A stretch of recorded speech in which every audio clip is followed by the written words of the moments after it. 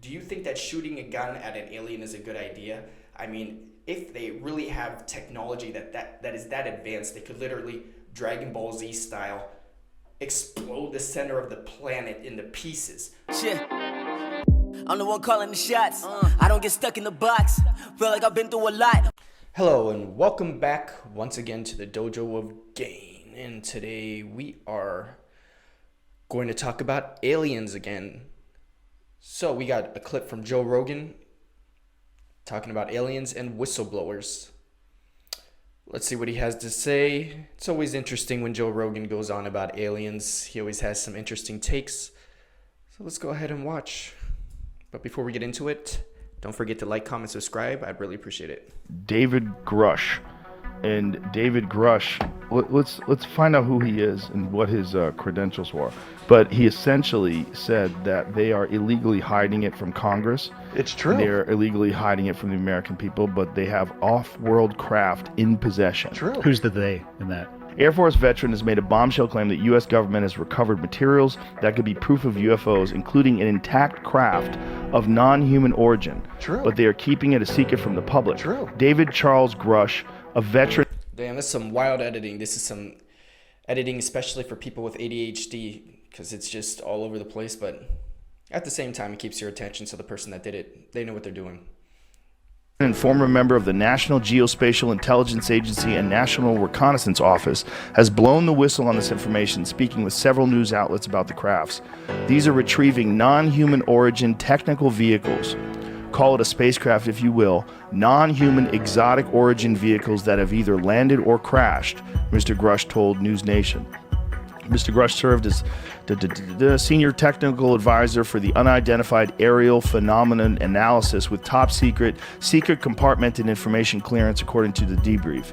He also served as a senior intelligence officer in the National Reconnaissance Office. In total, he has 14 years of experience serving as an intelligence officer. So here's the question. Is that a PSYOP? Is this, we've got a non-human craft, a PSYOP? Like if I was the government and I was working on some shit and I didn't want China or Russia to know about it and we could do some wild shit, some anti-gravity shit. It's true. I thought it was totally nuts and I thought at first I was being deceived. But it was a ruse, Mr. Grush told News Nation. People started to confide in me, approach me. I have plenty of senior former intelligence officers that came to me, many of which I knew almost my whole career, that confided in me that they were part of a program. True. He told the debrief that he's prepared many briefs on UFOs for Congress, but last year decided to provide hours of classified information and data about the Materials Recovery Program. Mr. Grush claims the Materials Recovery Program was shielded from proper congressional oversight. It's true. So this is what Bob Lazar has been saying forever. This guy's saying that it was going on for 80 years. So like this brings us back to the 1940s. I mean, this means like Roswell. This is what they were talking about when all the people that were at Roswell, that were at the actual crash site and the actual claim they saw bodies. And then there was two different aircrafts that were flown in to Roswell, New Mexico, and took the wreckage and flew it in two different aircrafts in case one of them crashed, supposedly. And they flew them to Wright-Patterson Air Force Base. This has all been documented. Now, if that was a balloon, it was just a balloon, why would they go through such lengths? And why are there so many people that have so many stories about Roswell? Why are there so many hokey, goofy fucking explanations of what happened, including it was a parachute and there was human dummies, like crash test dummies that were evolved. They were crash testing things, like not according to the people that were there. What they saw was materials that could not be explained, insanely light. You would crumple it and it would immediately flex back to the stage that was out there. They found things that had some sort of writing that resembled hieroglyphs. They don't, I mean, these people, they could have all been full of shit. It could have been just some story, something happened and everybody told everybody and you're playing a game of telephone and the next thing you know, it's this wild story of bodies and little tiny caskets and, and people being silenced. But the problem is the story is very universal. And the guy who was a part of the initial release, he went public afterwards and said that stuff that we showed the American public when they were sitting there, I forget the gentleman's name, but he was showing like a piece of a weather balloon, and they had this smile on their face. This is one day after I think it was the Roswell Daily Record. They had the front page of the newspaper that the government has recovered a crashed UFO. Yeah, that's it right there. I mean, what do you think the odds are in all of the universe that we are alone? It's not good. If it is, it's wild. If it's just us, it's wow. What a weird fucking aberration. Okay, I have a contrarian theory. Yes, the sexy story is that they're aliens coming from another galaxy to visit us, but theoretically, right? If they were coming from another galaxy and they're traveling at the speed of light, it would still take them at least 24,000 years to get here.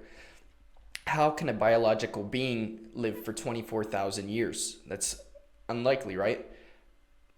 I have a theory, right? So they say that the ships that are being found are beyond human capability, but the AI that we have available to the public, like ChatGPT, is very advanced, right? And that's just what we have available to the public. It's probably the weakest form of AI that's out there. I do believe that they most definitely have more powerful forms of AI that aren't available to the public. And if there are ships being created beyond human capability, beyond the human capacity to think, maybe there's a super intelligent computer that is creating these ships. And honestly, if this alien species was so advanced that it could travel galaxies, most likely they wouldn't be stupid enough to crash. So that's also something to think about. And could there be some kind of biological cloning that's going on, which is why they see these gray creatures? Maybe they're like failed human cloning, or maybe they're doing some type of animal cloning and they're putting like AI chips in the brain, like the Neuralink, and making these creatures hyper intelligent. It's probably more probable that it is something being done by human hands than actually aliens, just considering how long it would take to get here from another galaxy, unless they're literally on the ship for generations and generations and generations, so that their great grandchildren can come to the other galaxy. Maybe they live their entire lives on ships and they travel through space, I'm not sure. Or they have some type of way to break through dimensions. Who knows what the limits of technology could be, but I do think it's more probable that it is some type of human intervention. Now, am I saying that there's no life on space? I mean, in space, probably there is, because it's an endless universe. And what do you consider life anyways? If you're going to simplify it, there's most definitely bacteria in space. There's water in space. So bacteria is life. So we already have confirmation of extraterrestrial life, considering bacteria are alive. Let's get back to it, though. Let's assume it's not us. So let's assume that a species that was able to come like check us out is probably more advanced, probably more intelligent. I think they would run for the fucking hills. Why? Because we are idiots. It's true. And I think anybody who viewed humanity from a long enough, more objective lens would say maybe we can just leave this trash planet alone for a little bit, and we'll come back after either they have killed themselves again and regrown into something better, or when they come and visit us. And he's the guy he's ended his career to come out and talk about this stuff, because he's like this is nuts. The New York Times rejected this. The Washington Post rejected this. They didn't want to talk about it. This is the gentleman. So let's play this. These are retrieving non-human origin technical vehicles, call it spacecraft if you will. It's probably not the right parlance, but no kidding, non-human, exotic origin vehicles that have either landed or crashed. We have spacecraft from another species. We do, yeah. How many? Quite a number. That's it? Meanwhile, that might be a 100% government-controlled organization that just promotes propaganda, and that guy's working for them. You got to think about all these things. I know. Can we save ourselves from ourselves, Joe? To go back to the humanity sliding towards the brink? It's possible. Oh, here's the 10-minute interview. Okay, let's hear this guy. What do you want? How much? Just play it. Let's just see what's up. Military program. What conclusion did you come to at the end of your time on the UAP task force? The UAP task force was refused access to a broad crash retrieval program. Plenty of current and former senior intelligence officers that came to me, many of which I knew almost my whole career, that confided in me they were a part of a program. They told me, based on their oral testimony, and they provided me documents and other proof, that there was, in fact, a program that the UAP task force was not read into. The entire American public has been lied to for decades. Yeah, there's a sophisticated disinformation campaign targeting the U.S. populace, which is extremely unethical and immoral. You are saying to the human race, for the first time, an official, we are not alone. We're definitely not alone. Absolutely, the data points empirically that we're not alone, yeah.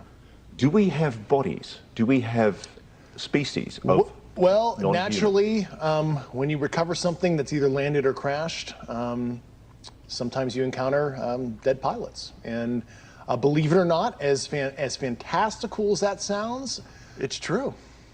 He might be a government agent. It's To true. unpack that a little bit, so there are. I can only speak to it from. Okay, so I'm going to go a bit off topic, but it's still on topic because it's still about the alien situation on Earth. If you've been following the alien situation on Earth, then you would know that in Peru right now, there's a town I think it's in the jungle.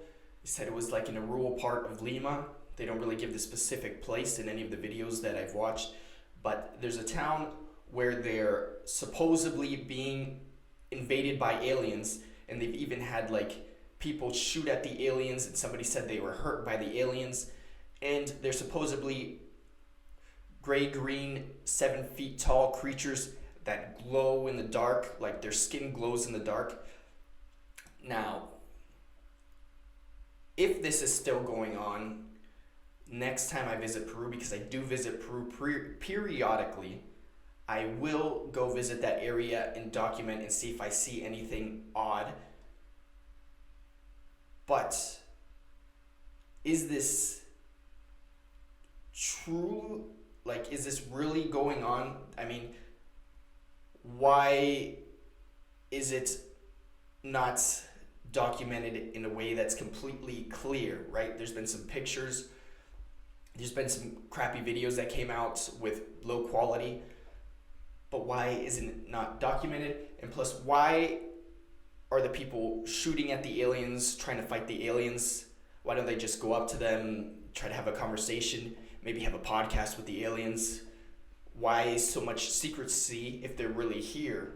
Seems more like some type of conspiracy, or like I said, maybe they're AI government things if they actually exist and the government's trying to keep them a secret. Could be that, but kind of don't get that whole, like, if you see an alien you're just terrified and you want to fight them or you want to try to shoot at them.